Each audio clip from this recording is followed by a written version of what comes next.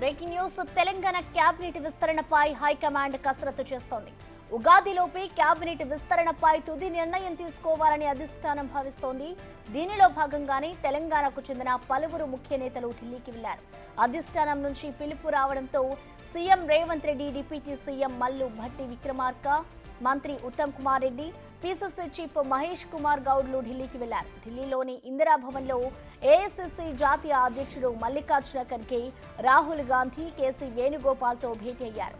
ఈ సమావేశంలో రాష్ట్ర కాంగ్రెస్ ఇన్ఛార్జ్ మీనాక్షి నటరాజన్ కూడా ఉన్నారు. ఇక అధిష్టానం పెద్దలతో గంటన్నర పాటు సమావేశమయ్యారు.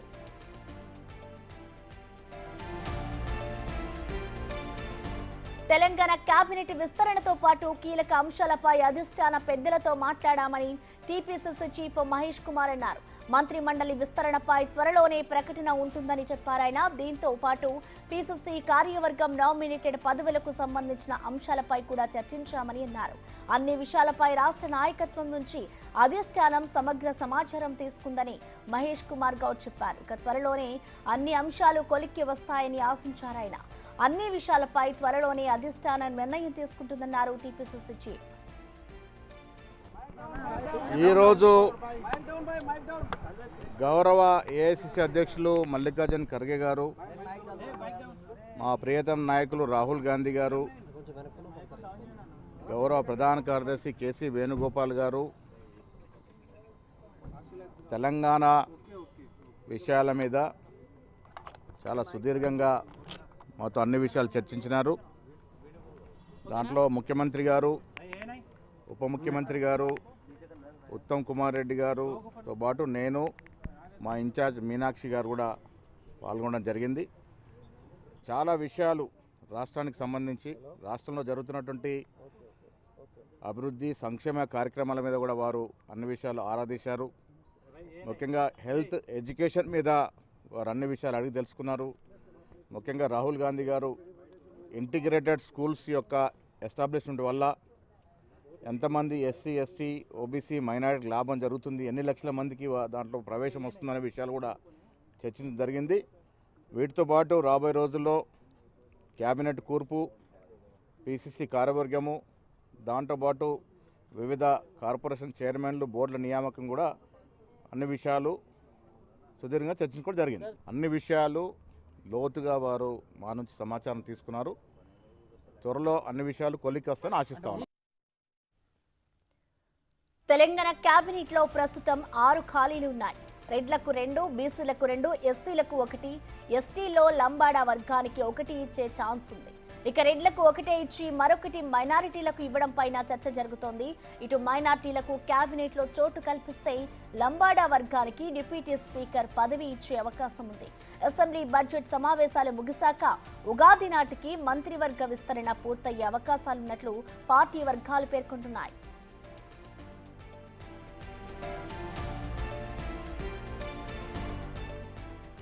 దీనిపై పూర్తి సమాచారాన్ని ఢిల్లీ నుంచి మా ప్రతినిధి శివ అందిస్తారు. శివ, చెప్పండి, ఇటు ఢిల్లీలో ఏదైతే కాంగ్రెస్ పెద్దలు నిర్వహించిన మీటింగ్ ఉందో ఈ సమావేశానికి ఇటు తెలంగాణ నుంచి నేతలు కూడా హాజరయ్యారు. మరి అసలు కేబినెట్ విస్తరణకి సంబంధించి నిన్న జరిగిన మీటింగ్ లో ఎటువంటి నిర్ణయాలు తీసుకున్నారు శివ?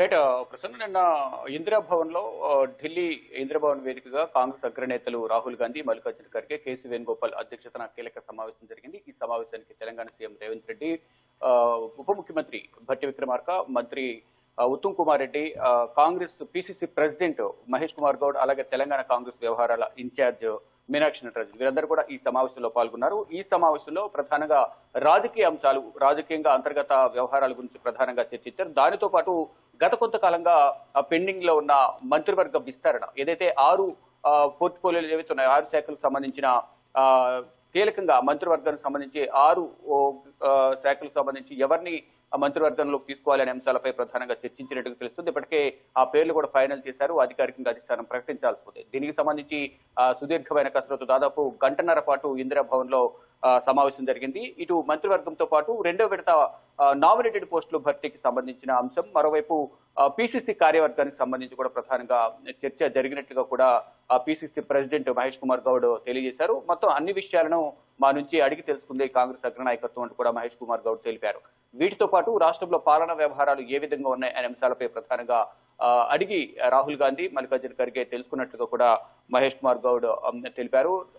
ఏదైతే కాంగ్రెస్ అధికారంలోకి వచ్చిన తర్వాత ఏదైతే హామీలు ఇచ్చారో హామీలు ఎంతవరకు అమలయ్యాయి, ఎంతవరకు పెండింగ్ ఉన్నాయి, ఇచ్చిన హామీల పట్ల ప్రజల మనోభావాలు ఏ విధంగా ఉన్నాయి, ఏ విధంగా స్పందిస్తున్నారు అనే అంశాలపై కూడా అడిగి తెలుసుకున్నట్టు తెలుస్తుంది. దాంతో పాటు ఏదైతే ఇంటిగ్రేటెడ్ స్కూల్స్ ఏవైతే ఉన్నాయో ఏర్పాటు వల్ల ఎంతమంది ఎస్సీ ఎస్టీ బీసీ సామాజిక వర్గాలకు సంబంధించిన స్టూడెంట్స్ పిల్లలు ఎంతవరకు లబ్ధి చేకూరుతుంది, ఎంతమంది లబ్ధి పొందుతున్నారు అనే అంశాలపై కూడా వారితో చర్చించారు.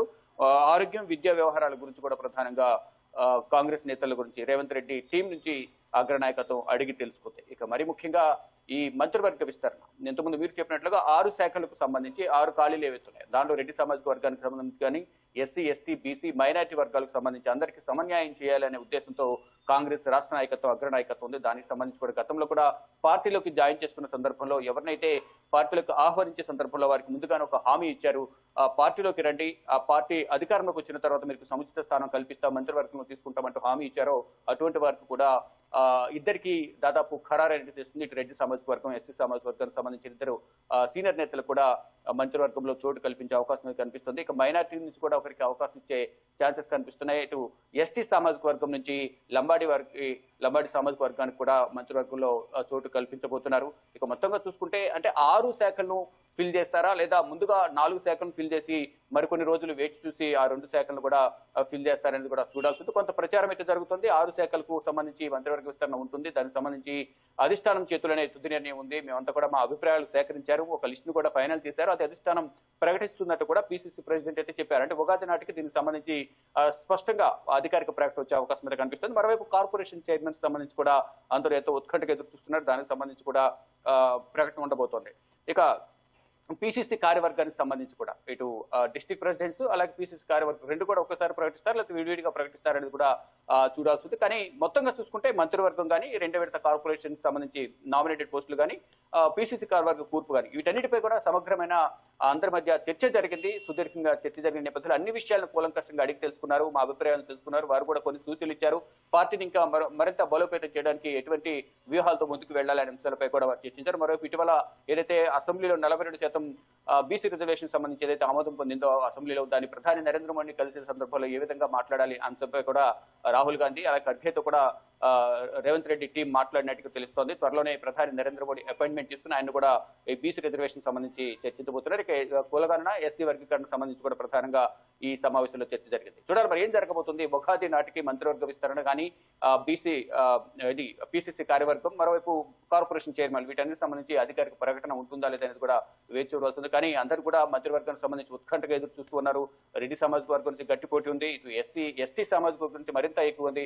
మైనారిటీలకు ఒకరికి అవకాశం కల్పించాలని కూడా చూస్తున్నారు. ఈసారి మహిళలకు అవకాశం ఉంటుందా లేదా అనేది కూడా వేచి చూడాల్సింది. ఇటు విజయశాంతి పేరు అయితే ప్రధానంగా వినిపిస్తుంది. ఇటీవల ఎమ్మెల్సీగా ఎన్నికైన విజయశాంతి కానీ ఇతర నేతల పేర్లు అయితే ప్రధానంగా వినిపిస్తున్నాయి. కానీ అధిష్టానం ఎవరిని ఫైనల్ చేస్తుంది అనేది కూడా చూడాల్సింది. ఇక ముదిరాజు సామాజిక వర్గం నుంచి వాకిటి శ్రీహరి పేరు ప్రధానంగా వినిపిస్తోంది.